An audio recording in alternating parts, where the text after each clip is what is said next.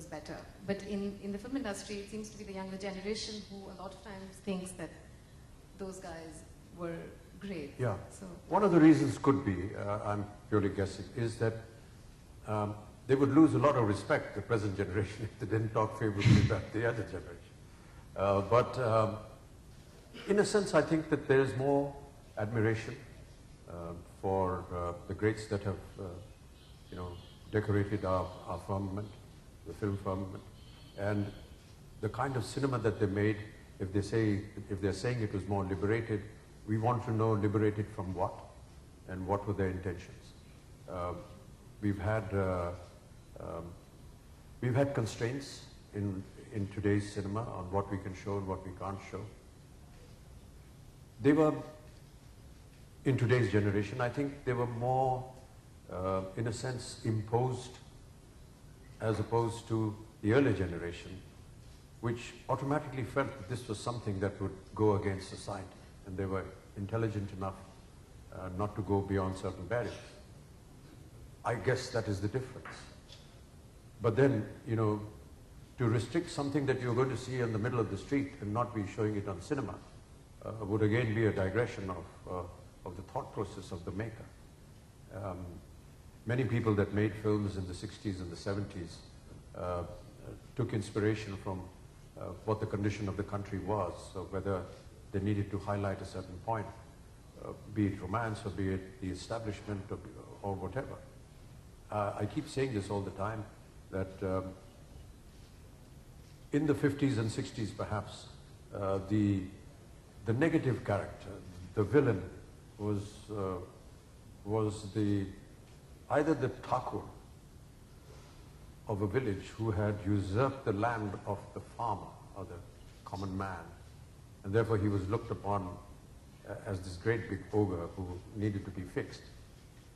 Or it was the dacoit who had caused a lot of injury and harm to the village that he was in. And many films incorporated that.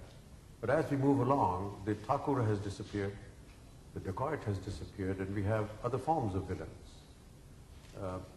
Politicians sometimes feature as villains. And the whole scenario has changed. So I think that is, as the country progresses, as the thinking progresses, as each generation sees what this generation is up to, or what the people or the polity of the country are up to, and they keep making those changes.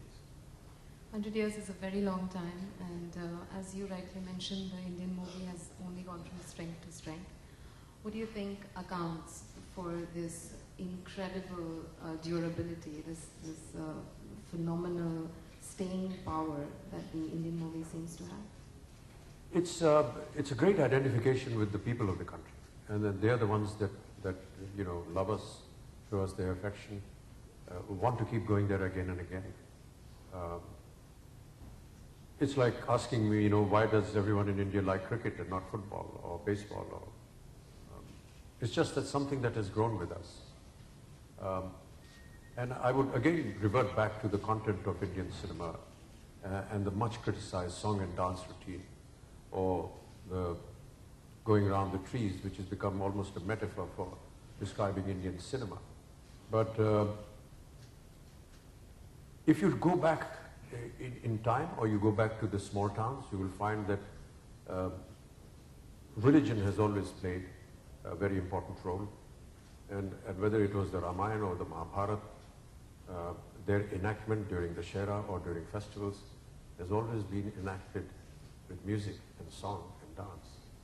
And perhaps there is a great identification with that aspect of art and culture which has been imbibed into cinema. Okay, so moving on, we invited some eminent people from the arts and literature and the movies to send in a question each. They've sent it to me for you, and if it's okay by you, I'd like to put some of those to you. Okay, I'm going to begin with Director Sujoy Ghosh's question. What made you fall in love with Hindi cinema? What did you see in yourself that made you feel confident enough to pursue cinema?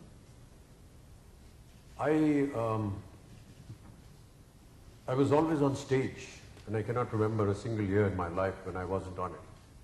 Right from kindergarten, where I played I think a chicken. Yeah.